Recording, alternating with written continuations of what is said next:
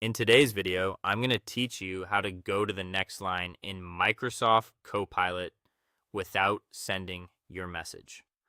This is a quick and useful tip that can make your prompts much easier to write, especially if you want to organize your thoughts, separate ideas into paragraphs, or create a cleaner multi-line message before sending it.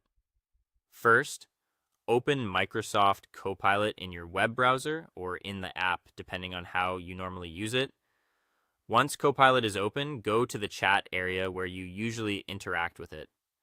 Next, click inside the chat box. This is the same place where you normally type your questions, instructions, or prompts. Make sure your cursor is active there so anything you type appears in the message field. Now type the first part of your text. This could be the beginning of a question, a longer prompt, or just the first sentence of what you want to say. At this point, if you press enter by itself, Copilot will usually send the message right away. So if you are not finished yet, you'll want to use a different keyboard shortcut.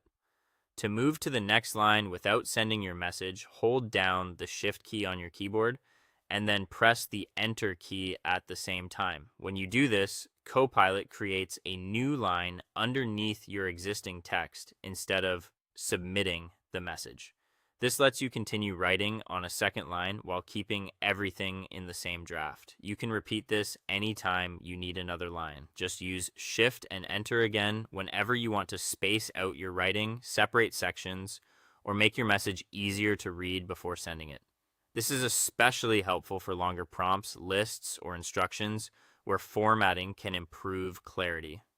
Once your message is completely finished and you're ready to send it, simply press the enter key by itself. That will submit the full message to Copilot. That's all there is to it.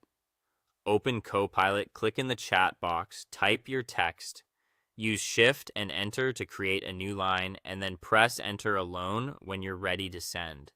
Thanks for watching this guide, and be sure to subscribe for more helpful tech tips.